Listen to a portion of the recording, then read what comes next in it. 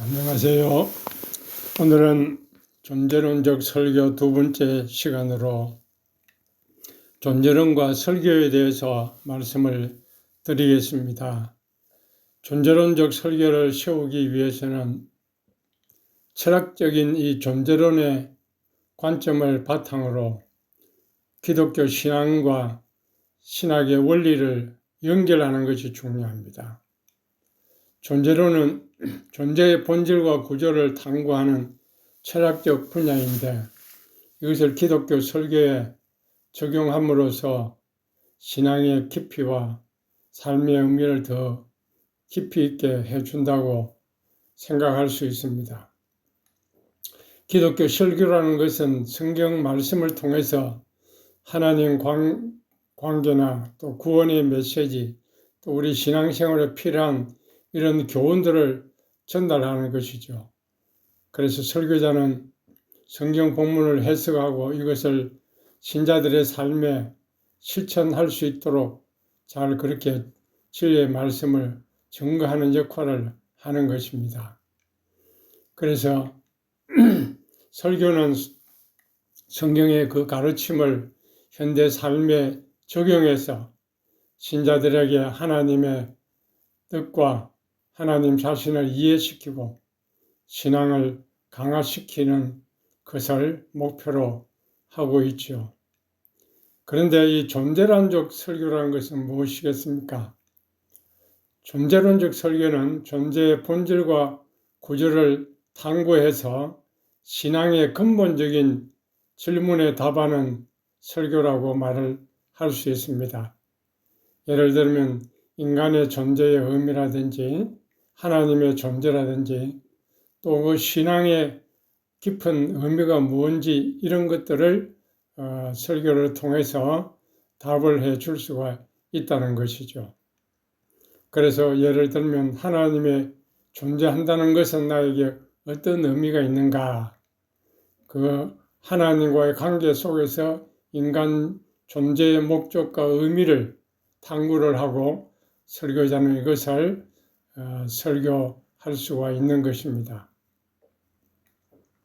그래서 이 존재론과 설교를 연결시키는 것이 중요합니다. 그래서 기독교 이 설교를 존재론적 관점에서 적용을 하면 보다 근본적인 차원에서 인간의 존재라든지 하나님의 존재라든지 하나님과 우리 인간 사이의 관계라든지 이런 것들을 잘 이해할 수 있도록 해주게 되는 것입니다. 그래서 철학에서는 이 존재론은 무엇이 존재하는가, 존재란 무엇인가 그것을 다루는 것이죠. 그래서 존재의 일반적이고 보편적인 원리를 탐구하는 것입니다. 그러면 이 성경 설교에서는 무엇을 다루어야 하겠습니까? 저는 세 가지로 이렇게 생각을 해봤습니다. 첫째는 본문의 내용이 무엇인가 하는 것입니다. 그러니까 우리가 설교하고자 하는 그 본문의 내용, 텍스트의 내용이 그 겉으로 나타나는 그런 표면적인 의미나 그 역사적인 어떤 맥락을 넘어서서 그 텍스트가 궁극적으로 드러내고자 하는 존재의 본질을 탐구하는 것이죠. 그래서 예수님의 가르침이나 행동을 단순히 역사적인 사건으로 보는 것이 아니고 그것이 드러내는 존재의 깊은 의미와 진리를 탐구하는 것입니다. 두 번째 질문은 텍스트의 본질이 무엇인가 하는 것입니다. 이 질문은 성경 텍스트가 표면적으로 전달하는 그 메시지를 넘어서 그 메시지가 함축하고 있는 존재의 진리와 의미를 탐구하는 데 초점을 맞추는 것입니다. 성경은 단순한 어떤 도덕적인 교훈이나 역사적인 기록이 아니고 인간 존재와 하나님과의 깊은 관계에 대한 진리를 드러내는 것이라고 생각이 됩니다. 그 다음에 세 번째는 텍스트의 존재가 어떻게 드러나는가, 성경 속에 주인공 예수님이 어떻게 그 성경 말씀에서 드러나는가, 그것을 탐구하는 것입니다. 이 질문은 예수님이라는 그 인물에 대해서 단순히 예수님은 어떤 분이다, 이런 분이다 하는 그것을 설명하는, 이해시키는 데 머무는 것이 아니라 그 예수님의 존재가 그 텍스트를 통해서 어떻게 현재화되는가, 그 예수님이라는 존재가 어떻게 지금 신자들의 삶에 어떤 의미로 다가오고 있는가, 그것을 탐구하는 것입니다. 예수님의 말씀과 행위가 단순히 역사적인 사건이 아니라 현재의 신자들에게 존재론적으로 어떤 의미를 가지는가, 그것을 중점적으로 다루는 것입니다. 그래서 이런 존재론적 설교는 성경의 메시지를 보다 깊이 이해하고 신자들이 자신의 신앙과 삶에 적용할 수 있는 중요한 그런 통찰력을 제공한다고 할 수가 있습니다. 그래서 이것을 통해서 설교는 신앙의 진리를 보다 깊게 탐구하고 신자들에게 삶의 목적과 의미를 깨닫게 하는데 도움을 줄 수 있다고 생각이 됩니다. 존재론적 관점의 설교는 존재의 의미를 탐구하는 것입니다. 핵심적인 질문은 우리는 왜 존재하는가 하는 것이죠. 인간은 왜 존재하는가? 인간의 근본적인 의미를 가리키는 이런 질문을 제기를 하고 성경을 통해서 그 답을 제시하는 것입니다. 예를 들면 창세기 1장 27절에 보면 우리 인간은 하나님의 형상으로 창조되었다고 말하고 있습니다. 그러니까 우리 인간의 존재가 우연히 태어난 것이 아니라 하나님의 특별한 의미와 목적을 가지고 태어났다는 것입니다.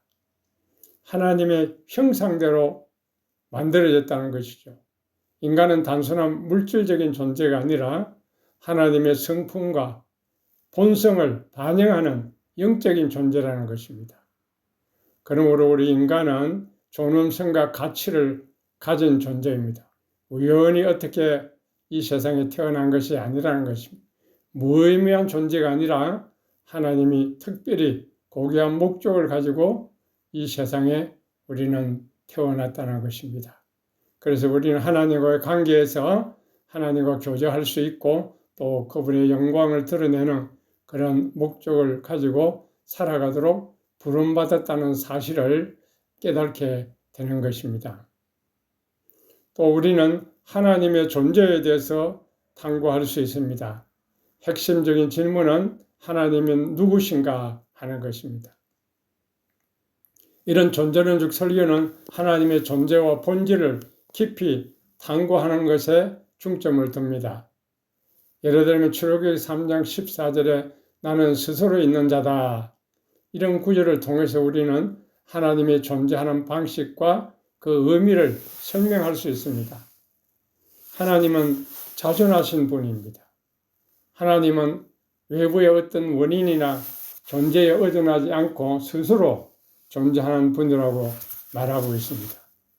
모든 존재자들은 창조된 것이지만 하나님은 창조되지 않은 영원한 존재라는 것입니다.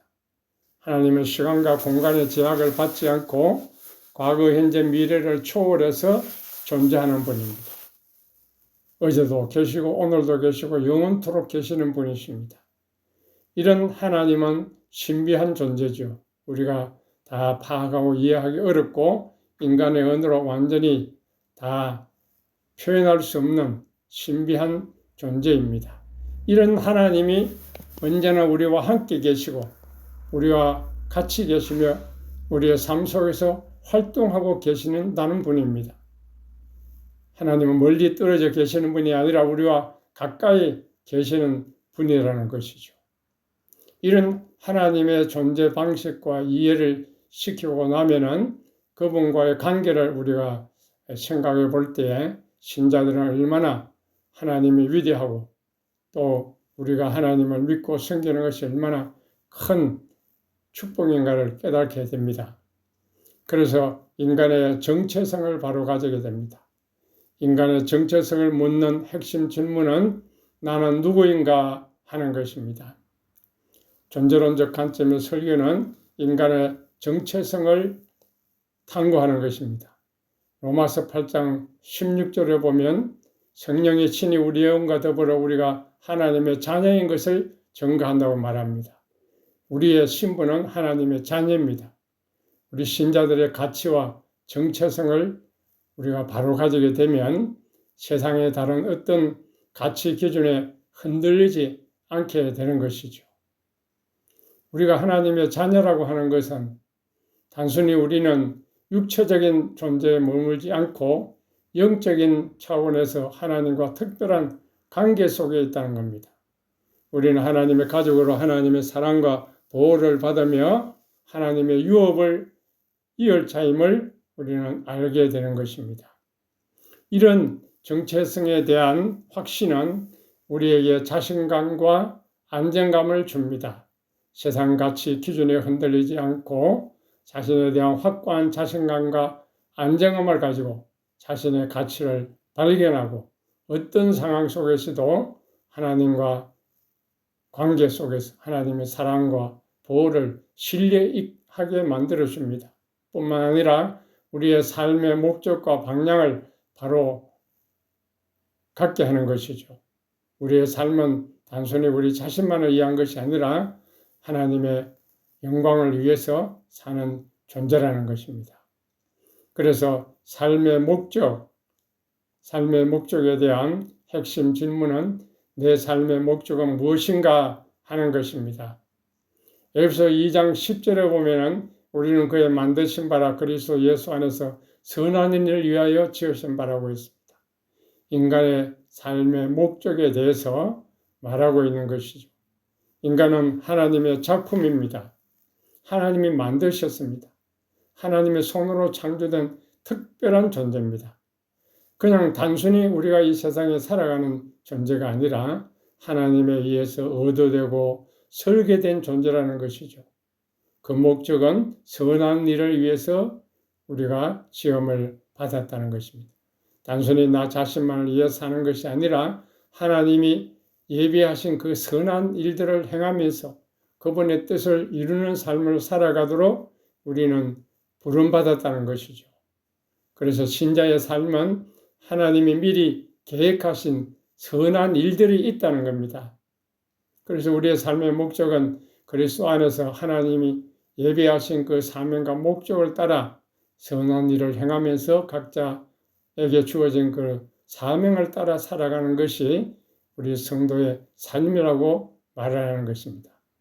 이런 구절들을 깊이 묵상하면 우리는 삶에 대한 새로운 목적 의식을 가지게 됩니다.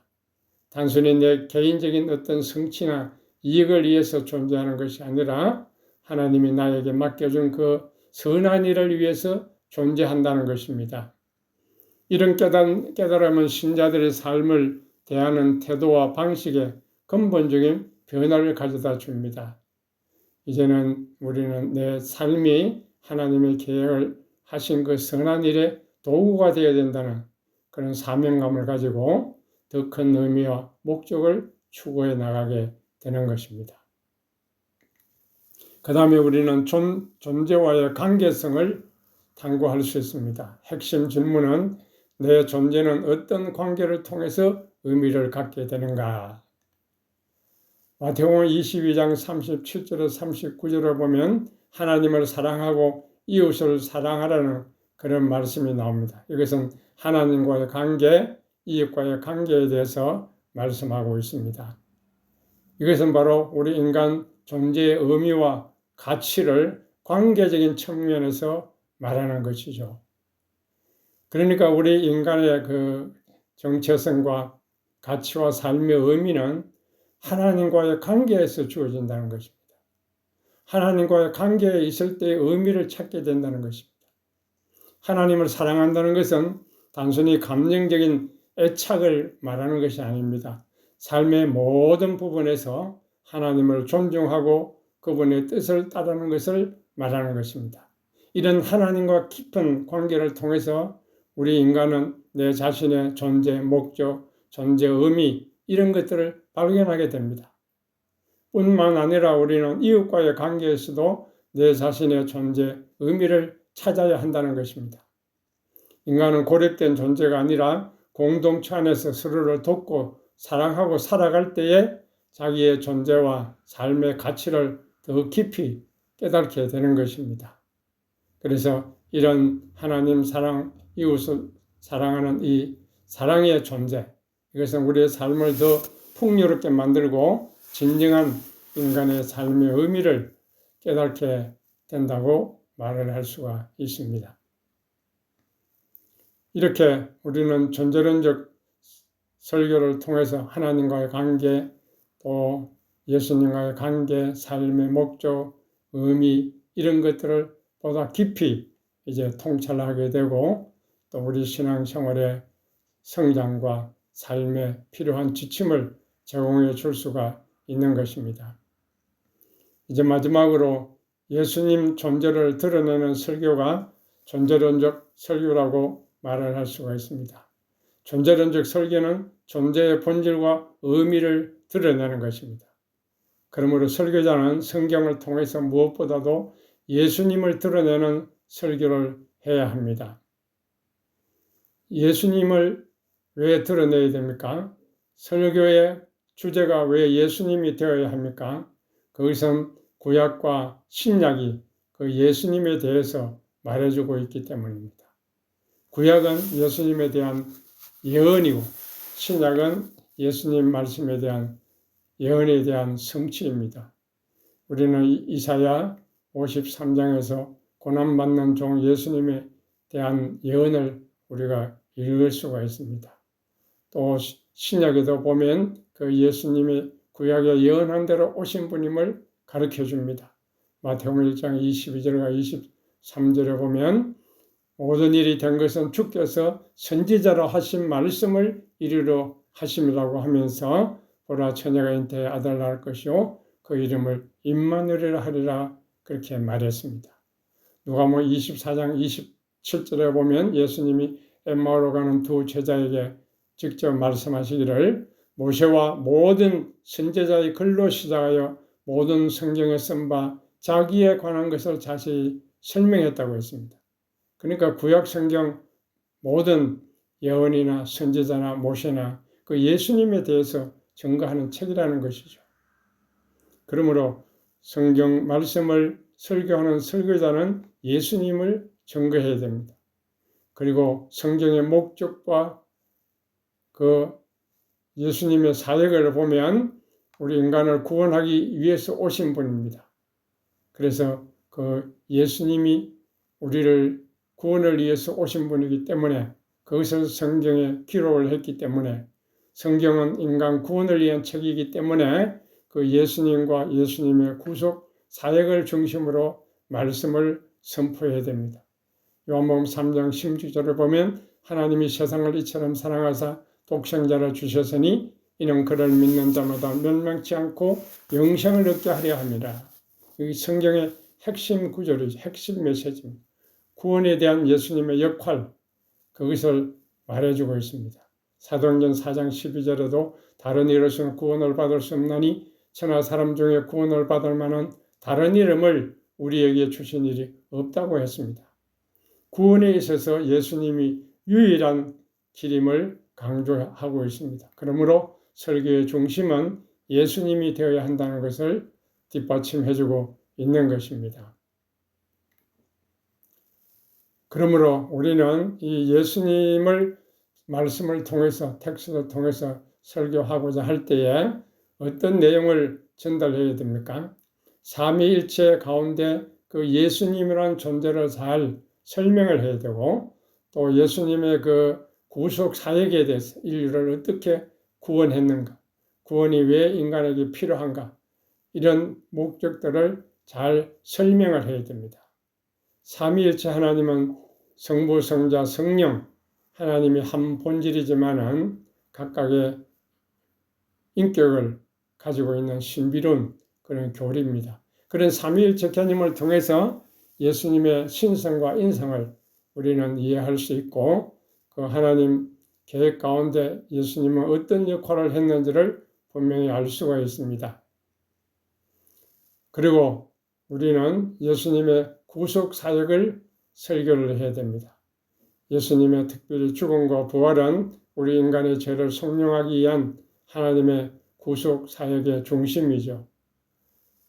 인간의 죄로 인해서 파괴된 하나님과 관계를 회복시키기 위해서 오셨고 그것을 위해서 십자가를 지신 분이 예수님이시죠. 그래서 모든 인간이 죄를 범했기 때문에 하나님의 영광에 이르지 못한다고 로마서 3장 23절, 24절에 말씀하고 있습니다. 그러므로 예수 안에 있는 구속으로 말미암아 하나님의 은혜로 값없이 의롭다함을 얻게 된다고 말하고 있습니다. 구속 사역 없이는 인간은 하나님과 화목할 수가 없게 된다는 것입니다. 그 구속 사역은 바로 예수님의 십자가입니다. 히브리서 9장 12절에 염소와 송아지의 피로 아니하고 오직 자기의 피로 영원한 속죄를 이루사 단번에 성소에 들어가셨다고 했습니다. 예수님의 십자가와 그 희생이 모든 구약의 제사 제도를 완성했고 단번에 이루신 완전한 구속 사역임을 말해주고 있는 것입니다. 이래서 예수님 중심의 설교는 삼위일체 이해와 더불어 구속론에 깊이 뿌리를 내리고 있습니다. 삼위일체 교리를 통해서 우리는 예수님이 단지 인간이 아닌 성부 하나님과 동등된 신적 위격을 우리는 알게 되고 예수님의 그 구속 사역을 통해서 예수님의 십자가와 부활이 인류 구원을 위한 필수 사역임을 우리는 알게 됩니다.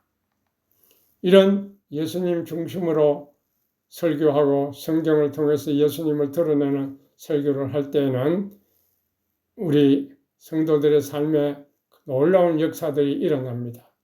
먼저 예수님을 믿음으로 인한 변화가 일어납니다. 이런 예수님의 십자가와 부활을 증거하는 복음을 통해서 죄 용서를 받고 새로운 삶을 시작할 수가 있습니다. 어떤 사람이 죄책감과 삶의 무의함을 느끼고 방황하다가 교회에 왔습니다. 그 예수님을 증거하는 설교를 통해서 자신이 죄인임을 깨닫고 예수님이 자기 죄를 대신해서 십자가에 죽었다는 그 사실을 믿게 되고 그 사람은 죄의 용서와 새로운 삶을 시작하게 만들어주는 것입니다. 이제 그는 더 이상 과거의 죄책감에 매이지 않고 이제는 하나님 앞에서 새로운 존재로 새로운 정체성을 가지고 살아가게 되는 것입니다. 또한 어떤 직장인이 이제는 자기의 삶의 목적을 우리가 바로 가질 수 있도록 만들어줍니다. 예수님 중심의 설교를 통해서 삶의 진정한 목표와 목적을 알게 되는 것입니다. 자기는 이전에는 성공과 부를 쫓는 것이 인생의 목표였다고 하면 이제는 예수님을 알고 예수님을 닮아가는 것이 삶의 목적임을 알게 됩니다. 그래서 직장에서 이제는 정직과 사랑을 실천하기 시작하고 동료들을 경쟁자가 아닌 사랑으로 보아야 할 이웃으로 보기 시작하는 것입니다. 그의 가치와 이런 변화는 곧바로 행동으로 이어져서 직장에서도 인간관계가 회복되고 그의 삶이 예수님의 가르침을 반영하는 그런 삶으로 변화되게 되는 것입니다. 그래서 예수님 중심의 삶에는 예수님을 믿고 변화될 뿐만 아니라 예수님과 관계에서 일상생활에서 많은 영향을 미치게 되는 것입니다. 예배 시간뿐만 아니라 일상의 삶을 통해서 가족관계에서도 이제는 예수님의 그 용서와 사랑을 이제는 실천하게 됩니다. 부모는 자녀에게 용서와 사랑을 베풀고 자녀는 부모의 권위에 존중하며 서로를 사랑하기로 이제는 결심할 수가 있습니다. 사회에서도 이제는 서로 이웃을 돌보는 그런 사역에 헌신하게 되고 소외된 사람들을 예수님의 사랑으로 섬길 수가 있습니다. 이것은 단지 자기 개인의 신앙을 표현을 넘어서 공동체, 실제적인 변화를 가져다 줍니다. 이 한 사람의 사랑과 헌신을 통해서 예수님의 존재와 그분의 사랑을 이제는 많은 사람들이 느끼게 되고 복음 전파가 이루어지게 되는 것입니다. 이와 같이 예수님 중심의 설교는 신자들에게 깊은 삶의 변화를 가져오고 예수님과 관계를 통해서 일상생활 속에서 실제적인 변화를 경험하게 됩니다. 이렇게 신자들이 예수님을 믿음으로 삶의 목적과 방향을 재정립하고 가족이나 직장이나 사회에서 사랑과 화해를 실천하는 삶을 살도록 이끌어줍니다. 그렇기 때문에 예수님 중심의 이 설교는 단지 지식의 전달이 아니라 삶의 모든 영역에서 실천적인 변화를 가져오는 강력한 도구가 된다고 말씀드릴 수 있겠습니다. 감사합니다. 오늘은 여기까지 말씀드렸습니다.